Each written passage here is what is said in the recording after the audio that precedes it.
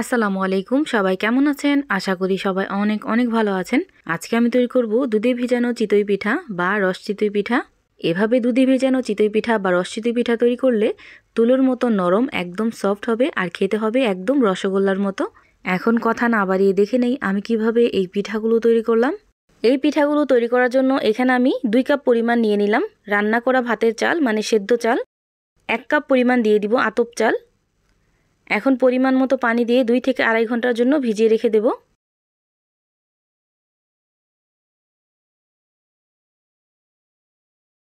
2 থেকে আড়াই ঘন্টা পর চালটা কিন্তু খুব ভালোভাবে ভিজে গেছে।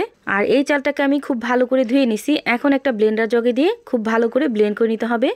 ব্লেন্ড করার সময় খেয়াল রাখবেন যেন কোনো রকম দানাদার অংশ না থাকে, একদম মিহি পেস্ট করে ব্লেন্ড করে নেবেন।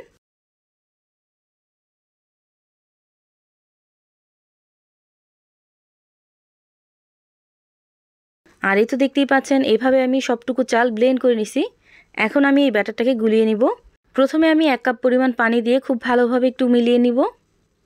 একেবারে বেশি পানি দিয়ে গোলাতে যাবেন না, অল্প অল্প করে পানি দিয়ে গুলিয়ে নেবেন। আর এখানে দিয়ে দিব পরিমাণ মতো লবণ। এভাবে আমি অল্প অল্প করে পানি দিয়ে ব্যাটাটাকে গুলিয়ে নিছি। আর এই ব্যাটাটা কীরকম হয়েছে আপনারা দেখেই নিশ্চয়ই বুঝতে পারতেছেন। এখন আমি পিঠাগুলো বানিয়ে নিব। পিঠাগুলো তৈরি করার জন্য লোহার একটা সাজ নিয়ে নিছি। এখন এই লোহার সাজে আমি হালকা করে একটু তেল ব্রাশ করে দিব যাতে পিঠাগুলো খুব ভালোভাবে উঠে যায়। এই পিঠাগুলো ভাজার জন্য চুলার হিটটা কিন্তু একদম হাই হিটে রেখে তারপর ভেজে নিতে হবে, না হয় কিন্তু পিঠাগুলো একদম পারফেক্ট হবে না। লোহার সাজটা যখন হাই হিটে গরম হয়ে যাবে ওই পর্যায়ে আমি পিঠাগুলো এইভাবে দিয়ে দিব আর ঢাকনা লাগিয়ে অপেক্ষা করব 2 থেকে 3 মিনিটের জন্য। আর এই তো দেখতেই পাচ্ছেন পিঠাগুলো কতটা পারফেক্ট হয়েছে। এইভাবে আমি সবগুলো পিঠাই তৈরি করে নেব।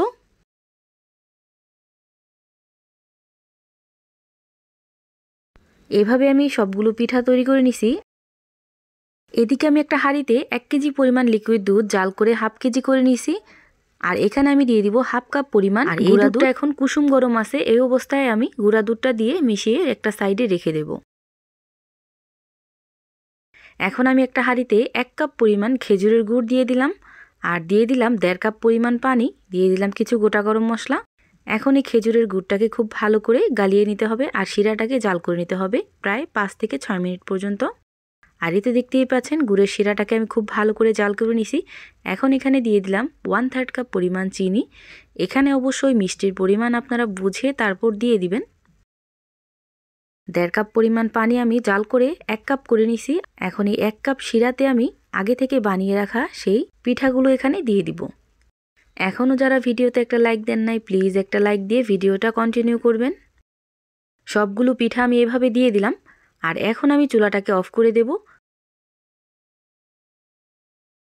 চুলাটাকে অফ অবস্থায় এখানে আমি লিকুইড দুধটা ব্যবহার করব। যেহেতু এখানে খেজুরের গুড় দেওয়া আছে চুলাটাকে জ্বালালে দুধটা ফেটে যেতে পারে। এখন এখানে আমি অল্প অল্প করে সবটুকু দুধ এখানে দিয়ে খুব ভালো করে মিশিয়ে নিব। এখন এই পিঠাটাকে আমি রেস্টে রেখে দেব 2 থেকে 3 ঘন্টার জন্য।